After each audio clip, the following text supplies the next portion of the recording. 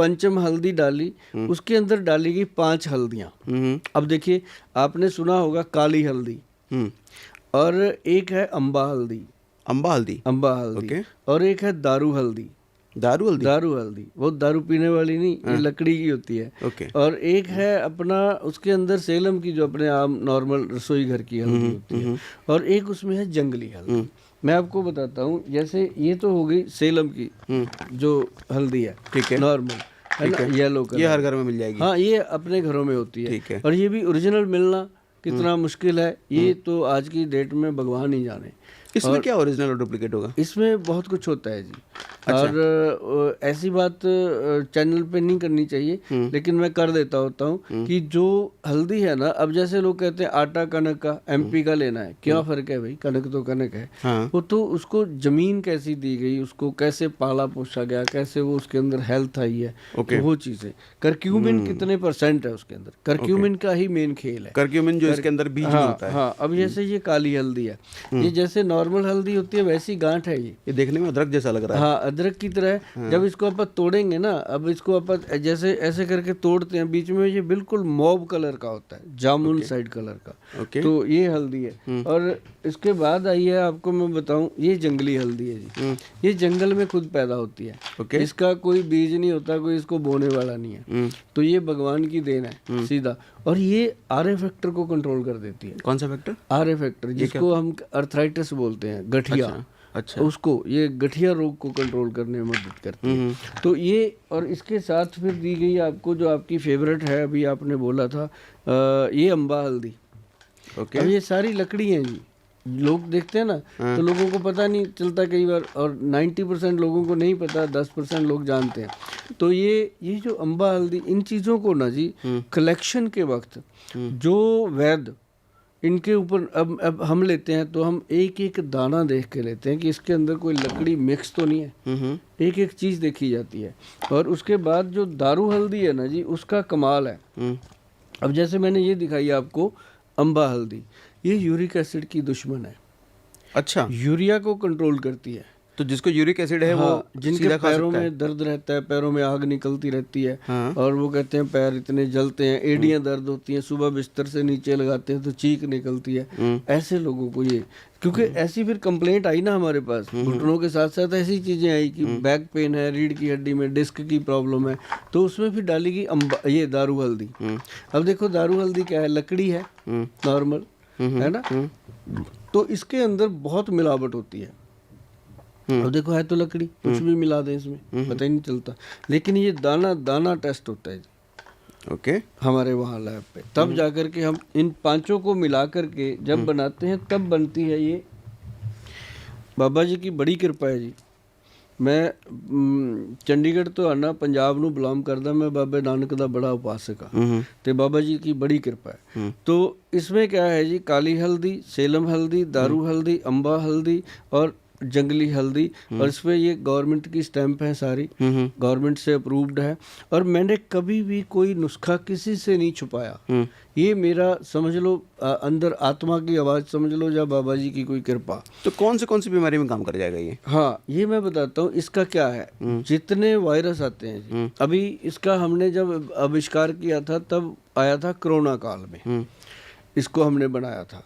तो उस समय तो हमें था कि दुनिया में पता नहीं कौन रहेगा कौन नहीं। हम 2-2, 3-3 क्विंटल जैसे पड़ी थी सारी गाड़ियों में रखी, लोगों को दे के आए कि खाओ यार, एंजॉय करो। पहले अपने मोहल्ले से शुरू किया। मैं मनी माजरा में रहता था उस समय, चंडीगढ़ के पास।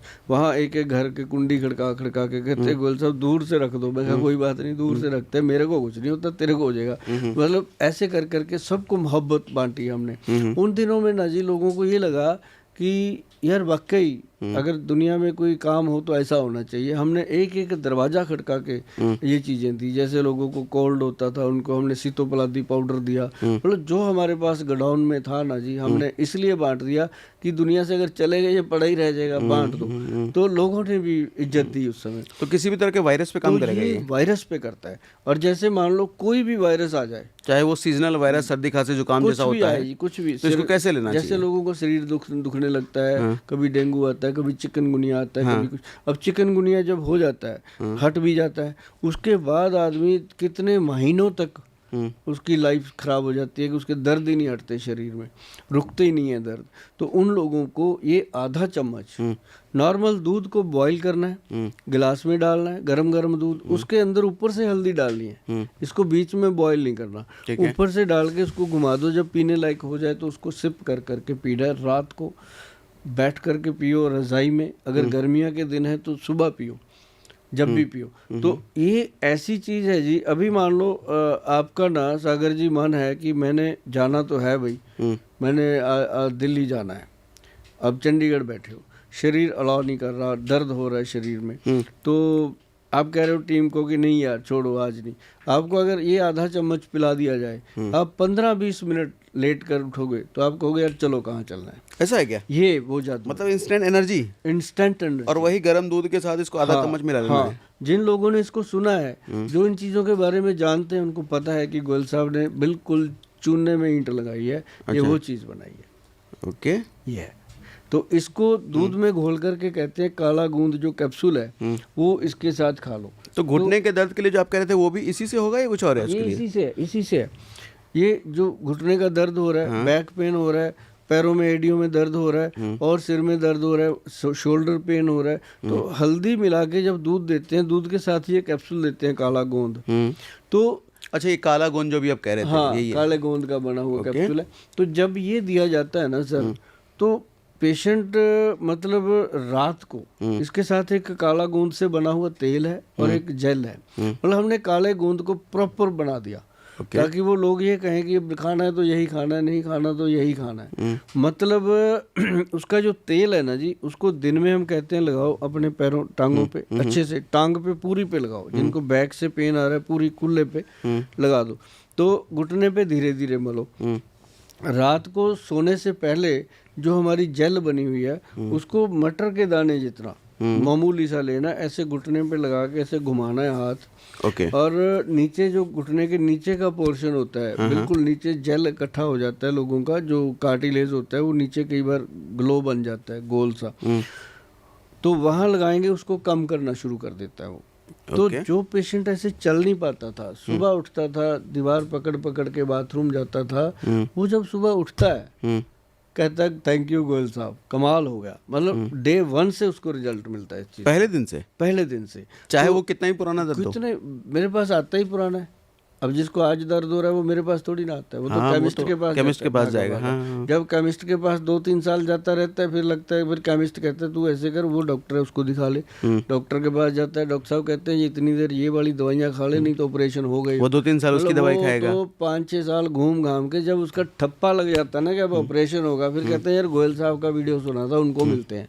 मेरे पास तो तब आते हैं जब पूरी तरह से